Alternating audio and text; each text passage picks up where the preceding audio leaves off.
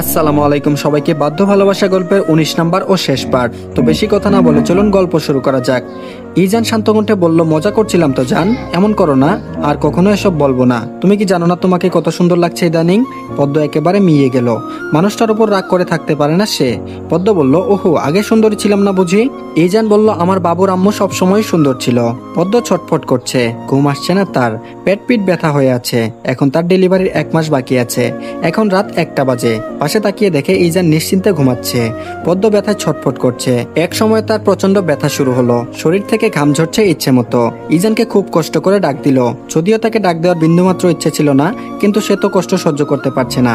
ইজান পাশ থেকে চশমাটা পড়লো, পদ্মের শুধু ঘাম ঝরছে, মুখটা লাল হয়ে আছে পুরো। ইতাহিত জ্ঞান শূন্য হয়ে পড়লো ইজান। তার আর বুঝতে বাকি রইল না কেন পদ্ম এমন করছে। পদ্মের ডেলিভারির সময় ঘনিয়ে এসেছে। পদ্মকে কোনো রকম পাজাকুলা করে কুলে নিয়ে নিচে নিয়ে আসলো। মেয়েটার কান্না ইজানের হৃদয় ভীষণ পুড়াচ্ছে। ইজান তার বাবা মাকে গলা উঁচু করে ডাক দিল, তারাও এসে পড়েছে নিচে। তাড়াতাড়ি করে পদ্মকে গাড়িতে তোলা হলো। গাড়িতে থাকা অবস্থায় মেধাকে কল করলো। যেহেতু মেধাই প্রথম থেকে পদ্মের চেক আপ করে এসেছে, সেহেতু ডেলিভারি মেধাই করবে। এখন একমাত্র ভরসা মেধা। পদ্মের অসহনীয় ব্যথা দেখে কারোরই মাথা ঠিক নেই। পদ্মকে অপারেশন থিয়েটারে নিয়ে গেল। মেধা অসম্ভব দ্রুত হসপিটালে চলে এসেছিল, যার কারণে এত বেশি ওয়েট করা লাগেনি। এই যেন অপারেশন থিয়েটারে, ও যেহেতু ডক্টর তাই হসপিটালের কর্তৃপক্ষ কোনো রকম কথাই বলেনি। পারমিশন নিয়ে এসে অপারেশন থিয়েটারে ঢুকেছে। পদ্মের নর্মাল ডেলিভারি করা হবে তাই সবকিছুর প্রস্তুতি নিচ্ছে। মাঝ বরাবর মেধা দাঁড়িয়ে আছে, তার পাশে দুজন নার্স আর ইজান। পদ্ম কেঁদেই চলেছে। ইজানের হাতটা শক্ত করে ধরে রেখেছে। এই প্রথম ইজান কোনো মহিলার ডেলিভারিতে এসেছে, যার কারণে তার হাত পাও কাঁপছে। মাথা যেন ঠিকঠাক কাজ করছে না। মনে মনে একটা দোয়াই করছে যেন পদ্ম এবং তার বাচ্চা ঠিক থাকে। পদ্মের ডেলিভারি শেষ হলো। পদ্ম এখন অচেতন অবস্থায় শুয়ে আছে। কিছুক্ষণ আগে ব্যথায় জ্ঞান হারিয়েছে। ইজান তার একমাত্র ছেলেকে রক্তমাখা অবস্থায় কোলে নিল। হ্যাঁ, সে একটা পুত্র সন্তানের বাবা হয়েছে। চোখ দিয়ে অনবরত পানি পড়ছে। বাচ্চাটিকে বুকের সাথে মিশিয়ে নিল।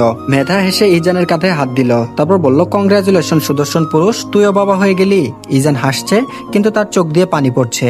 নার্সের হাতে বাবুকে দিয়ে দিল, কারণ তাকে এখন ক্লিন করা হবে। ইজান নিজের শার্টের দিকে তাকালো, পুরো রক্ত ছেয়ে গিয়েছে।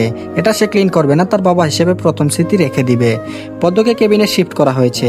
জ্ঞানও ফিরেছে এবং সে অনেকটাই সুস্থ।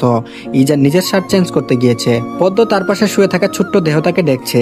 এতদিন সে তার পেটের মধ্যে লুকিয়েছিল, এখন তো তার চোখের সামনে। পদ্ম তার এক হাত আলতো করে বাচ্চাটাকে ছুঁয়ে দিল। ইজান কেবিনে এসে মা আর ছেলের কাণ্ড দেখছে। মুচকি হেসে পদ্মর পাশে চেয়ারে বসলো, তারপর বলল, কেমন আছো পদ্ম ফুল? পদ্মর দৃষ্টি তার ছেলের দিকে, আনমনে উত্তর দিল, ভালো। ইজান হুট করে পদ্মের বক্ষে উষ্ঠ ছুঁয়ে দিল, তারপর বলল, পৃথিবীর সবচেয়ে দামি সুখ দিয়েছো তুমি পদ্ম, ধন্যবাদ দিয়ে ছোট করবো না। পদ্ম চমকে তাকালো ইজানের দিকে। পদ্ম বলল, ছেলের নাম ঠিক করেছেন?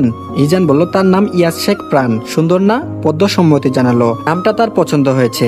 বাবা মায়ের সাথে প্রথম অক্ষর দুটো মিল পেয়েছে। তারা এখন 2জন থেকে 3জন হয়ে গেল সুখী পরিবার।